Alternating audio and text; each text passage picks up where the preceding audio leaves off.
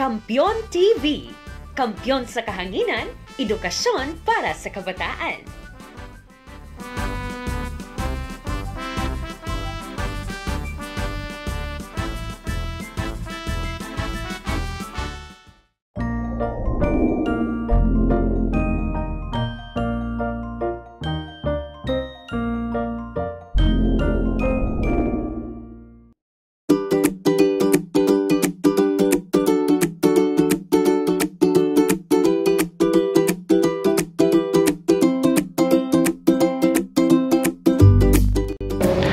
Magandang araw sa lahat, lalong-lalo na sa mga mag-aaral na nasa ikalawang baitang. Ito ang inyong paaralang pang-telebisyong Wow na Wow sa Pilipino. Mga bata, kumusta ang inyong naging bakasyon? Ako si Sir Mark na magtuturo sa inyo ng aralin mula sa unang module. May mga karanasan ba kayong hindi malilimutan? Ngayon ay tatalakayin natin ang paggamit ng nauna mong kaalaman o karanasan sa pag-unawa ng napakinggang teksto. Handa na ba kayo mga bata? Sa ating pang-araw-araw na buhay ay nakaririnig tayo ng iba't ibang kwento. Maaring ito ay kwento ni nanay, tatay, ate, kuya, lolo, lola, o ng inyong guro at mga kaibigan. Kayo ba ay nakikinig o nagbabasa ng teksto? Mahalaga ba ng ating binabasa at pinakikinggang teksto ay ating nauunawaan? Tama! Dapat ating itong nauunawaan o naiintindihan. Bukod pa riyan, dapat makilala rin natin ang mga tauhan sa kwento at maaari ring may ugnay ang mga ito sa pangyayari sa ating sariling karanasan. Ngayong araw ay may panauhin tayong magaling na tagapagkwento. Siya ay si Lola Ganda. Gusto niyo bang marinig ang kwento ni Lola Ganda? Kung ganon, salubungin natin si Lola Ganda ng isang masigabong palakpakan. Kumusta mga bata? Mahilig ba kayong maglaro ng cellphone, tablet, o kaya'y computer? Ang kwento ko ngayon ay tungkol sa batang nawiwili sa gadget. Handa na ba kayong makinig? Ang kinawiwilihan ni Brico. 8 taong gulang pa lamang si Brico ay nakitaan na siya ng pagkahilig sa gadget.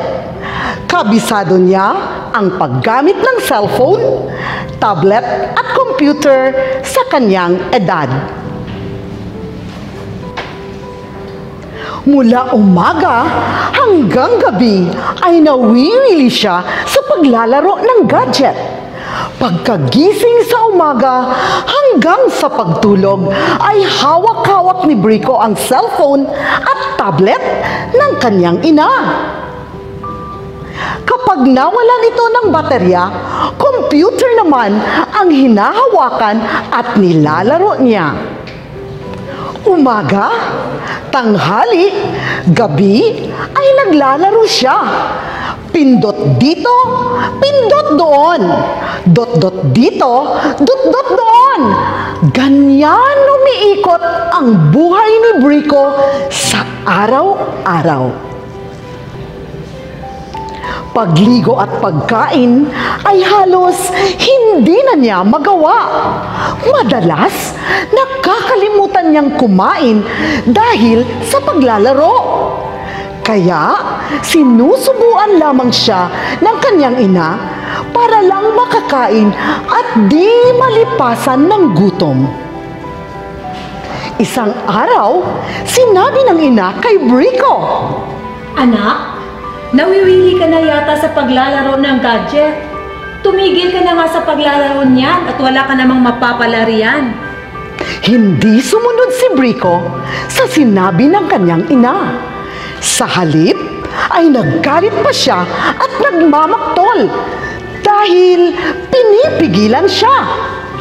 Hanggang ilang sandali lang ay biglang sumigaw si Brico. Inay! Inay! Lumapit ang ina sa kanya. Oh, bakit anak?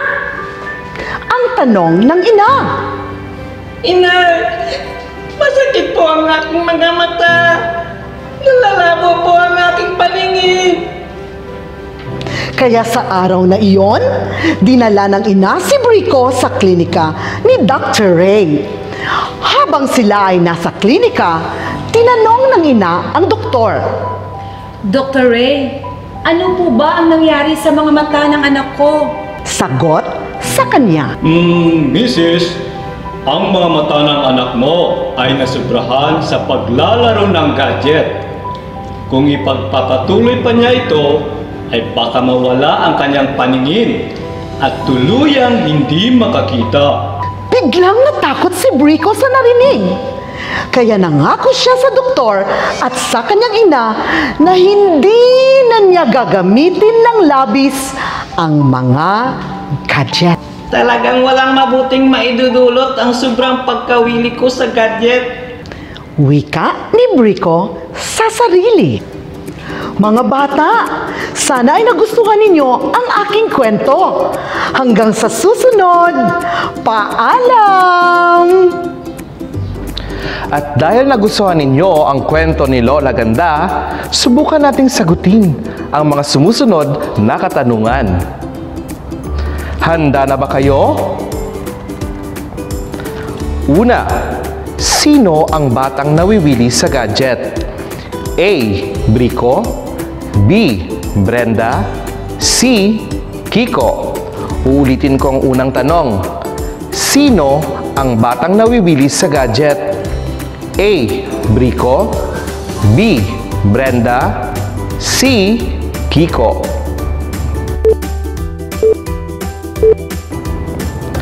Tama! Ang tamang sagot ay titik A. Brico. Pangalawa, ano ang kinawiwilihan ni Brico? A. Telebisyon at radyo, B. Aklat at diksyonaryo, C. Cellphone at tablet. Uulitin ko ang pangalawang tanong. Ano ang kinawiwilihan ni Brico? A. Telebisyon at radyo, B. Aklat at diksyonaryo, C. Cellphone at tablet. Magaling! Ang tamang sagot ay titik C. Cellphone at tablet. Pangatlo, ano ang nangyari sa mga mata ni Brico? A. Lumiwanag ang mga mata, B. Sumakit ang mga mata, at C. Lumaki ang mga mata. Uulitin ko ang tanong. Ano ang nangyari sa mga mata ni Brico? A. Lumiwanag ang mga mata, B. Sumakit ang mga mata, C. Lumaki ang mga mata. Magaling! Ang tamang sagot ay B. Sumakit ang mga mata. Pang-apat, ano ang epekto ng sobrang paggamit ng gadget? A. Masisira ang mga mata, B. Magiging masaya, C. Magiging malusog. Uulitin kong tanong. Ano ang epekto ng sobrang paggamit ng gadget? A. Masisira ang mga mata, B. Magiging masaya, C. Magiging malusog. Magaling! Ang tamang sagot ay letrang A. Masisira ang mga mata. Panglima, ayon sa iyong karanasan, nakabubuti ba sa isang bata ang sobrang pagkawili sa gadget? Bakit? A. Hindi, dahil nakasasama sa kalusugan. B. Opo, dahil ito ay nagpapalusog. C. Opo, dahil nagpapasaya ito. Uulitin kong tanong. Ayon sa iyong karanasan, nakabubuti ba sa isang bata ang sobrang pagkawilis sa gadget? Bakit? A. Hindi. Dahil nakasasama sa kalusugan. B. Opo, dahil ito ay nagpapalusog. C. Opo, dahil nagpapasaya ito. Tumpak! Ang tamang sagot ay titik A. Hindi, dahil nakasasama sa kalusugan. Magaling! Hindi nakabubuti sa isang bata ang sobrang pagkawili sa gadget dahil nakasasama ito sa kanyang kalusugan. O, mga bata, gagayahin pa ba ninyo si Brico? Tama! Huwag ninyong gagayahin si Brico para hindi masira inyong mga mata. Iwasan din gumamit ito, lalong-lalo na kung hindi kinakailangan. Dapat nating alagaan ang ating katawan at sumunod palagi sa payo ng ating mga magulang. Dahil nakapulot na kayo ng magandang aral sa kwento ni Brico, tatalakayin naman natin ang iba't ibang gawaing inyong naranasan. Kunin ang inyong module at buksan sa pahina 10, Malayang Pagsasanay 2. Basahin ang mga pangungusap at piliin sa loob ng kahon ang tamang sagot. Uulitin ko. Basahin ang mga pangungusap at piliin sa loob ng kahon ang tamang sagot. Una, ito ay madalas na ginagamit na pamunas ng mukha at kamay. Uulitin ko. Ito ay madalas na ginagamit na pamunas ng mukha at kamay. Magaling! Ang tamang sagot ay panyo. Ang tamang sagot ay panyo. Pangalawa, masarap itong inumin, lalo na kung ito ay malamig. Uulitin ko. Masarap itong inumin, lalo na kung ito ay malamig. Magaling! Ang tamang sagot ay tubig. Ang tamang sagot ay tubig. Pangatlo, ginagamit ko ito sa pagligo para ako'y maging mabango at malinis. Uulitin ko. Ginagamit ko ito sa pagligo para ako'y maging mabango at malinis. Magaling! Ang tamang sagot ay sabon. Ang tamang sagot ay sabon. Pang-apat, ito ay paboritong laruan ng kapatid kong babae. Uulitin ko. Ito ay paboritong laruan ng kapatid kong babae. Tumpak! Ang tamang sagot ay manika. Ang tamang sagot ay manika. Panglima, isinusuot ko ito bago magsapatos. Uulitin ko. Isinusuot ko ito bago magsapatos. Tumpak! Ang tamang sagot ay medyas. Ang tamang sagot ay medyas. Napakagaling niyo naman mga bata at nasagutan ninyo ang lahat ng ating mga katanungan. Ilan ang nakuha mong score? Magaling! Bigyan ng 5 palakpak ang inyong mga sarili. O, sige nga, subukan uli natin kung ano ang nararapat ninyong gawin sa tekstong ating babasahin. Pumunta sa pahina 8, pinatnubayang pagtatasa 2. Suriin kung ano ang dapat gawin ni Jose. Iguhit ang masayang muka sa patlang na katapat ng inyong napiling sagot. Mga bata, makinig ng mabuti.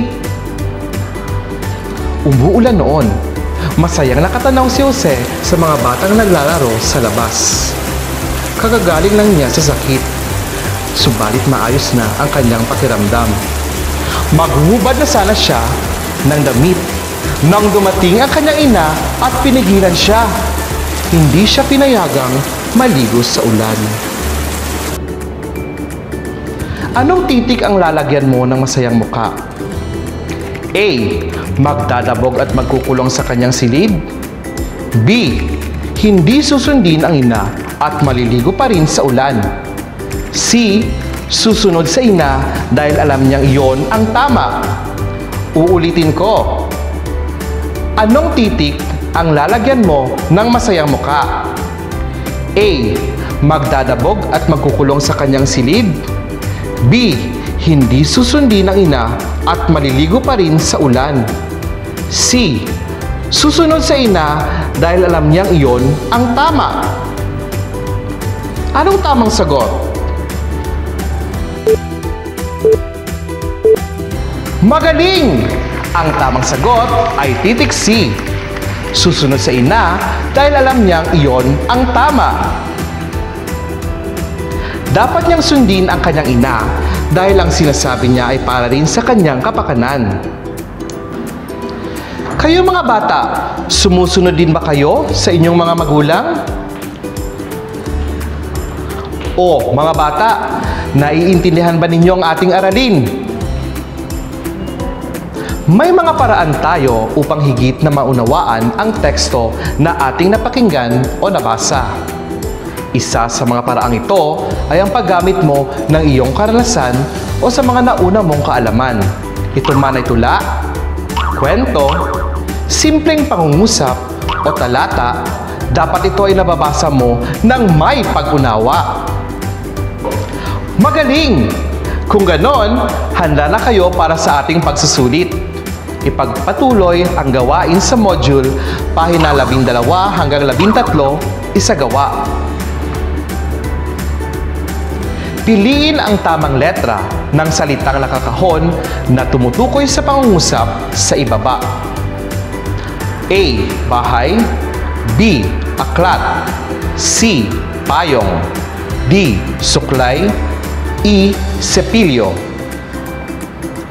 Una, umulan man o umaraw ay lagi ko itong bitbit. Ginagamit ko ito upang di ako magkasakit.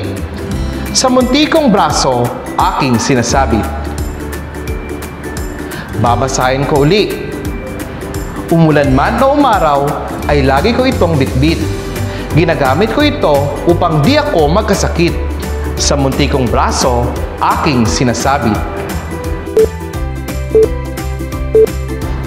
Tama! Ang tamang sagot ay letra C. Payong. Ang tamang sagot ay letra C. Payong. Ikalawa, sa paaralan o tahanan, ako'y iyong kaibigan. Kwentong kay ganda, mayroon ako niyan. Marami ding aralin, sa'ki matutunan. Babasahin ko uli. Sa paaralan o tahanan, ako'y iyong kaibigan. Kwentong kay ganda, meron ako niyan. Marami din akong aralin, sa'ki matutuhan. Tumpak! Ang tamang sagot ay letrang B. Aklat. Ang tamang sagot ay letrang B. Aklat. Pangatlo, paboritong lugar ng aking pamilya. Narito si inay, ganun din si itay. Sina ate at kuya, lagi ko ditong karamay. Babasahin ko muli. Paboritong lugar ng aking pamilya. Narito si inay, gayon din si itay. Sina ate at kuya, lagi ko ditong karamay. Tama! Ang tamang sagot ay letrang A. Bahay. Ang tamang sagot ay letrang A. Bahay. Pang-apat, kaibigan ng ngipin kung ako'y ituring. Kahit maliit na singit, aking lilinisin upang magandang ngiti mo'y laging mapansin. Babasahin ko muli. Kaibigan ng ngipin kung ako'y ituring. Kahit maliit na singit, aking lilinisin upang magandang ngiti mo'y laging mapansin. Tama! Ang tamang sagot ay letrang E, sepilyo. Ang tamang sagot ay letrang E, sepilyo. Ikalima, gamit ako para sa buhok mo'y gumanda. Umunat, umayos, at kumintab pa, para naman araw mo ay laging masaya. Babasahin ko muli. Gamit ako para sa buhok mo'y gumanda. Umunat, umayos, at kumintab pa, para naman araw mo ay laging masaya. Magaling! Ang tamang sagot ay letrang D, suklay. Ang tamang sagot ay letrang D, suklay. Bilangin kung ilan ang nakuha mong tamang sagot. Magaling! Kung ganon, handa na kayo sa pagsagot ng iba pang mga bahagi ng module na hindi pa nasagutan. Mga bata, magpatulong sa mga magulang o sino mang maaaring gumabay sa inyo sa pagsagot. Maraming salamat sa inyong panonood. Ito si Sir Mark na nagsasabing, wow na wow sa Filipino. Hanggang sa susunod na aralin, paalam!